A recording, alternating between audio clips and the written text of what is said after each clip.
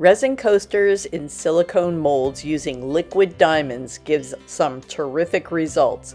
The video is packed with lots of tips and tricks that I use to get a really nice looking project. Let's get this project started. Welcome back to Moonkusser Art. It's Janet, and I'm going to do some coasters today. I'm using liquid diamonds, and this is a 2-to-1 ratio. So this is part A. So I'm going to use 2 parts of part A and 1 part of part B. And I'm going to be doing this in layers. So we're going to start out by just pouring a clear layer into these molds, and let's do that now. I batched up my liquid diamonds, and it is amazingly clear, crystal clear. It's in a white cup, and hopefully you guys can see just how clear it is. There are barely any bubbles, just itty bitty tiny ones.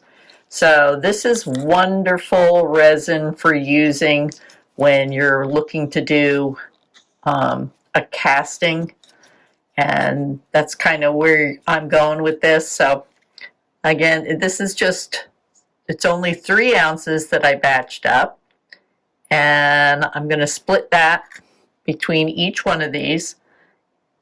And again, what I'm trying to do here is I'm just pouring enough to coat the bottoms. Well, there's the bottom now. They're going to turn out to be the top. But I'm just pouring out enough that I can use that as my first layer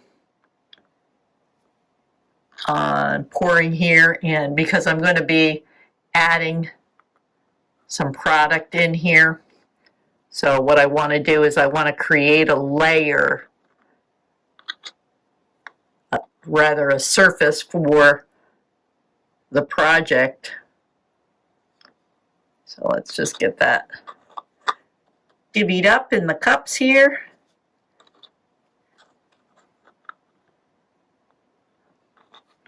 And these molds I got off of Amazon. I think I found them in like a shop that sells baking supplies. I guess these are used for making tarts, baking tarts. So they can withstand some heat, but they can't withstand a lot of heat. So you have to be careful. I already see that I had a hair in there. Get that out. And I have them on this tray here. So without having to use a popsicle stick or anything like that, I can just manipulate the tray and get the bottoms coated. Just like that. See how easy that works? All right. And I'm going to let those sit, and we'll come back and add the next layer. I forgot. I'm just going to pop the bubbles real quick with this little lighter. But you got to be careful. You don't want to hold it up. You don't want to get the edges of these molds hot. So just a real quick hit with the lighter pops the bubbles out, and I'm going to put a cover and let them start to thicken up.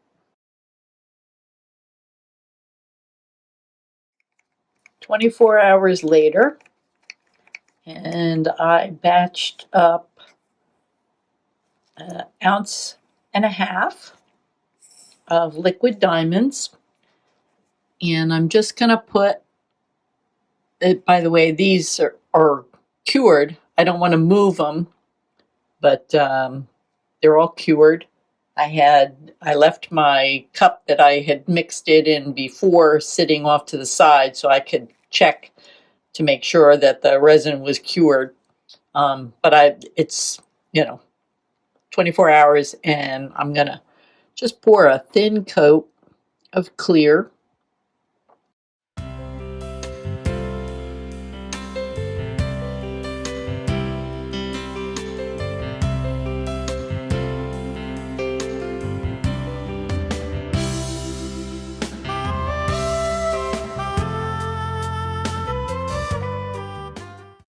So now what my plan is I'm going to take these little paper flowers and I'm going to drop them in.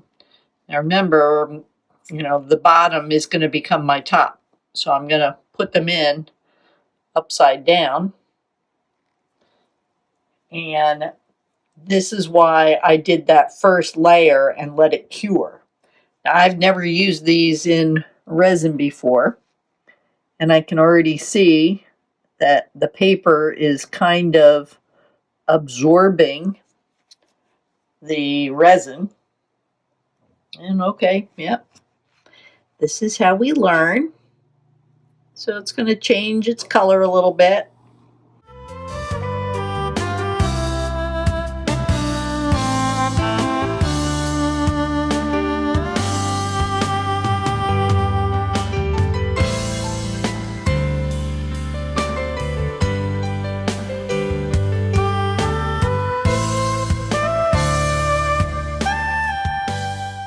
All right, so yeah, they're paper flowers, and made sense to me ahead of time. I figured that it's paper, so they're gonna absorb the resin.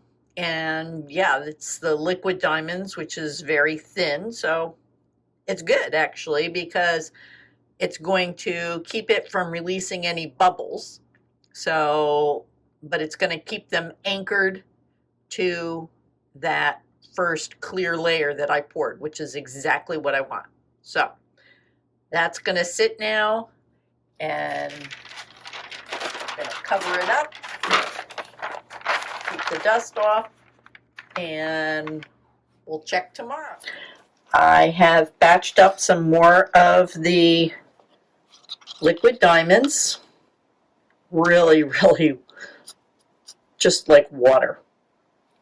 See how it just pours right off thin. But that's why it doesn't hold the bubbles, because it's so thin. And that's great when you're trying to do casting. So I already tinted some small amounts. This is metallic turquoise, and this is a turquoise color. And I'm going to start off by pouring in the clear. Now, because it's so thin, it's really not going to stay where I pour it. It's going to want to, spread out. So my thought is to pour a little bit of that, and then I use these paper cups because they're nice. They allow me to pinch the cup, and then I can have a little pour spout, and I'm going to pour that in here.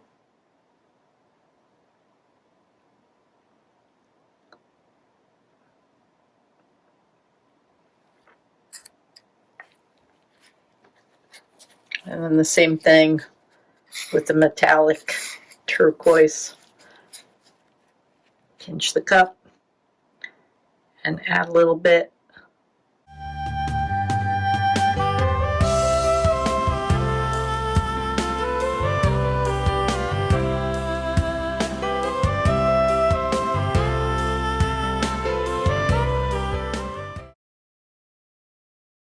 The pour is deep enough now that everything is covered. The bottom is smooth. And I'm just gonna, again, use my little handy dandy flame here and just make sure that the bubbles are out. A quick little thing there like that.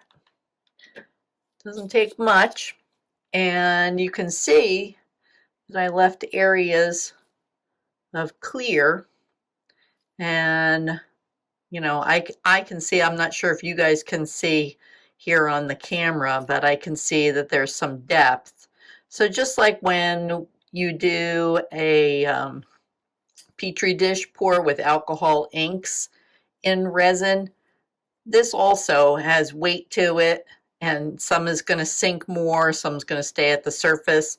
So it's going to have that look to it also, but I wanted to also allow it to have clear areas. And, you know, hey, we'll see what it looks like, okay?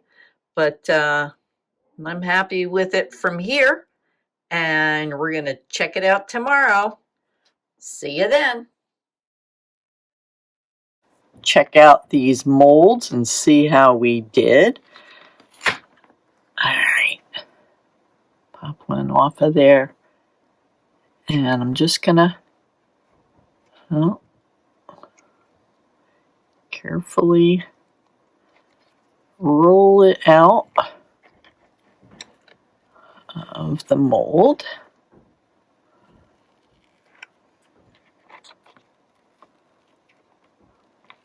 Just like that.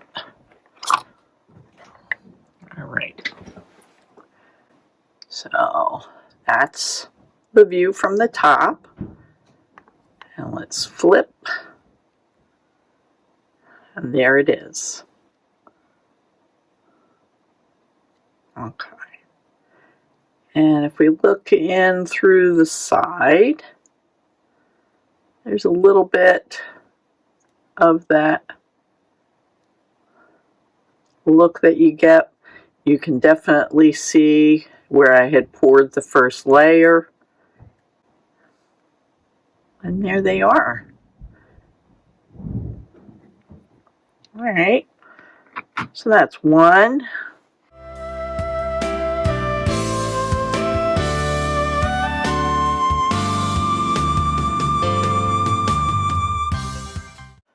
You can see the details a little better over a white background. That little mark right there in the highlight from the light, that is from the mold itself. It's an imperfection in the mold. It's not from the resin. So when you guys order molds from Amazon and it's supposed to be a shiny surface, make sure that you inspect those molds with really good eyes, because this one got by me. I had ordered other ones and sent them back because of imperfections, and that one slipped past me. They have, from the mold, they have that little lip edge, because it's sitting in the mold this way, right? So it kind of pulls to the edge of the mold and it creates that lip edge. So I'm going to sand that off because I don't want that to be on my finished product. And I want to do that before I clear coat, because once I clear coat, I don't want to be sanding. So I saw this on a video and I thought this was a pretty good trick. If you lay your sandpaper down on a flat surface, then you get a nice even and flat sanding job. So I'm working on a little bit of an angle because I don't want to scuff up the bottom of my coaster. And I'm just taking a little bit of pressure and dragging it. This is, what is this? This is 220 for fine finishes. So I don't know if you guys can see it yet, but I'm getting some, you know, sanding residue there. So I'm just, you know, gonna work that edge until I get it down to the point where I feel like it's not a sharp lip edge. Just, you know, carefully working.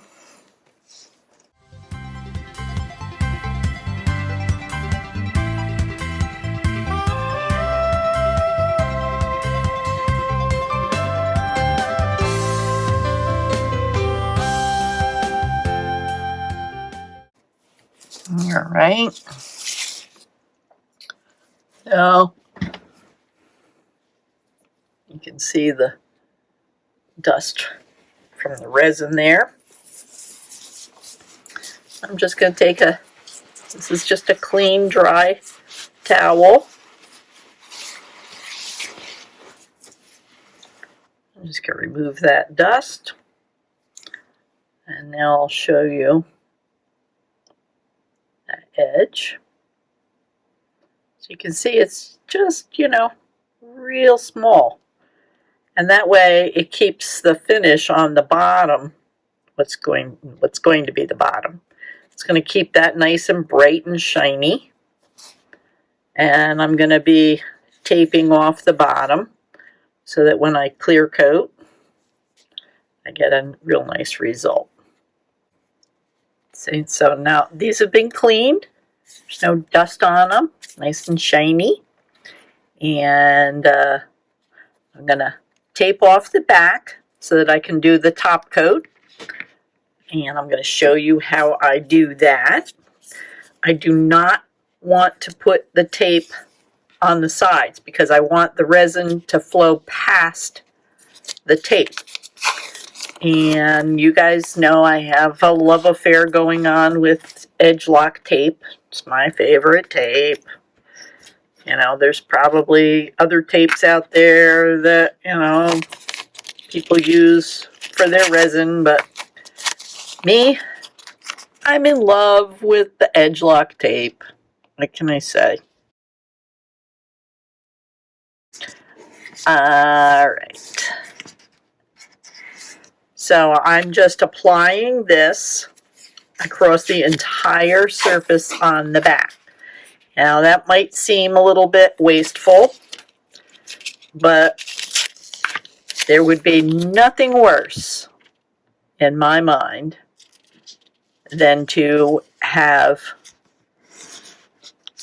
got, I don't think that's correct English. There would be nothing worse, in my opinion, than to have a fingerprint of resin or a wild drip of resin show up on the back of my piece. So you can see that this is covering, except for one little sliver. Whoops. Okay, well, that's the end of that roll. Don't worry, I've got more. So I also, you know, this one is, doesn't tell me on here, but it looks like it's about an inch and a half. And this one looks to be maybe 3/4 of an inch to an inch. So, filling in the gap. Right? And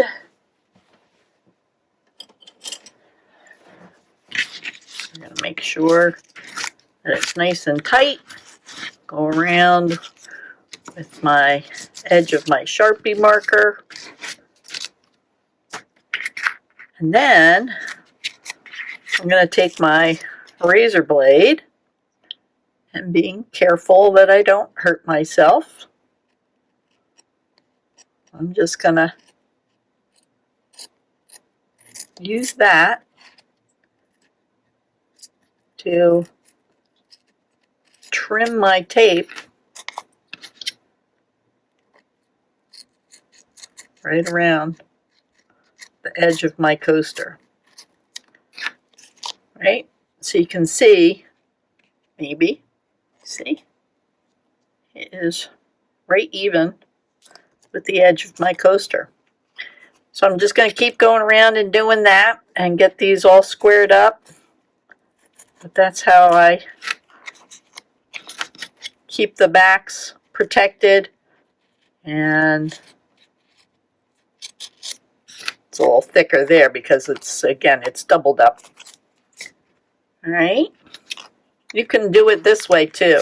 I've done it this way also, where I lay it down and then I just take my razor blade and keeping it up against the edge of my coaster. This is at one of those self-healing mats, and you can just cut straight down and remove the excess. That goes a little bit quicker. All right, so let me get these prepped up and we'll get ready to clear coat. All right, I have my coasters set up on my little yogurt cup pedestals, and the bottoms are taped off. That's why they look a little different to you, because you're seeing the blue of the tape right through the coaster. And this is countertop epoxy. This is their FX epoxy, and now you can see it's full of bubbles, and that's okay. It's not going to bother me here because normally, you know, if I'm using this to do whatever, I'm going to torch and get those bubbles. But I wanted to, hopefully you guys can see them all in there. I know it's hard, but anyway, there's a lot of bubbles. Right? Lots of bubbles. So this is not a good choice if you're wanting to do like what I did. This would be considered a casting. It's about a 1/2 inch thick, and bubbles get trapped in there. So that's why using liquid diamonds for a project like this is great, because there's no bubbles. You guys might see what looks like bubbles, but that's from that metallic pigment that I used, and that's what those little flecks are in there. It's actually the metallic. So I'm going to apply this to the top of each of these, and the resin can run right by it because I trimmed that tape close, and when I pull the tape off, it should be a nice edge on the bottom.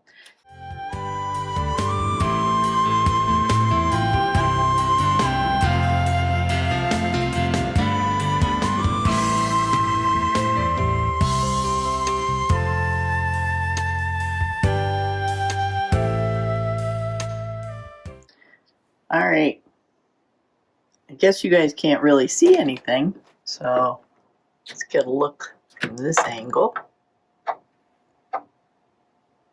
That is a giant plastic container, storage container, and they work great to keep dust off of your projects. And these are all cured. Really nice glass finish on that. So we just pop them off, and I put this tape here on the back. Let's see just how easily it comes off. That one came off easy, and I expected it to. Let's see how my edges are. Just a little hanging on there.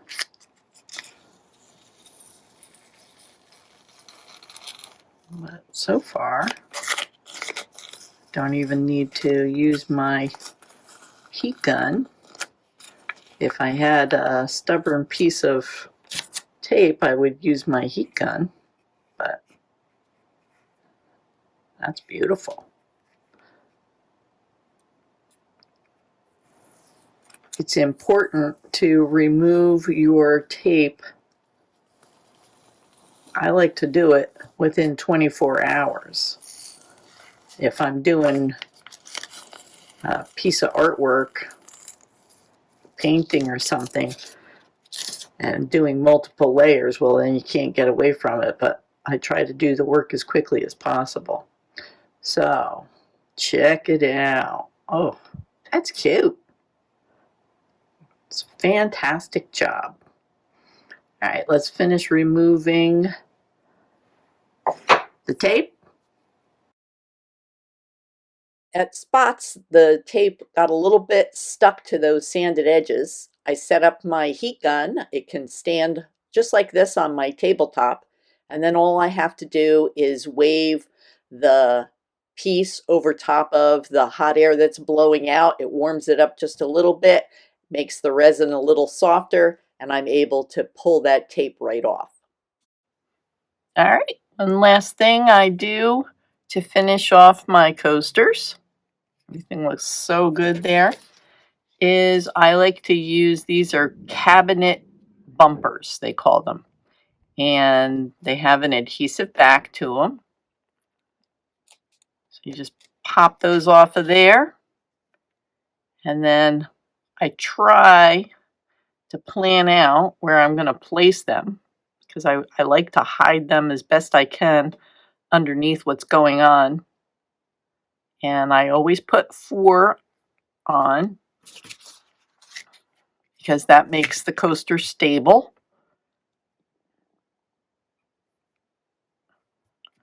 So pretty much what I'm going to do is I'll place them in a north, south, east, west position, just like that. And there they are. So now when I set them down,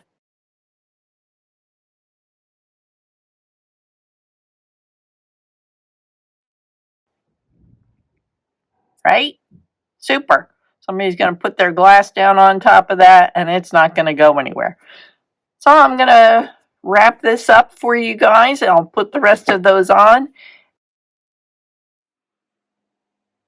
All right, so the coaster project is done, and my resin that I used is the liquid diamonds. The liquid diamonds is very water-like. This is the part hardener, the B, and you can just see how it moves around in there, just like water. Same thing for the part A, which is usually going to be a thicker component, but when you mix them together, it's very water-like, very minimal bubbles. I did take my time combining them to try to minimize the amount of bubbles that I introduced to the resin, but the bubbles that were in there were quickly coming up to the surface, so that worked great. This was done in layers, as you know from watching the video, and I did surface them with countertop epoxy, which is one of my favorite ones to use. It has a heat rating of 500 degrees, and that works really nicely in a coaster application, because I want it to be resistant to the heat of, let's say, a coffee mug or a tea mug or something like that. So that worked great.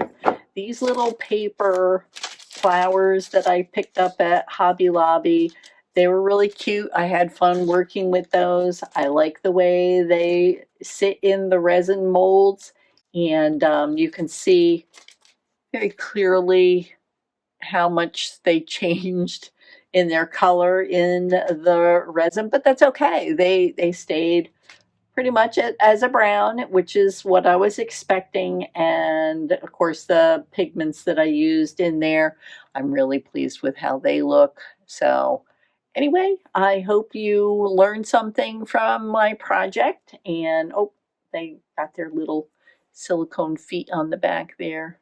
Yeah, there you go.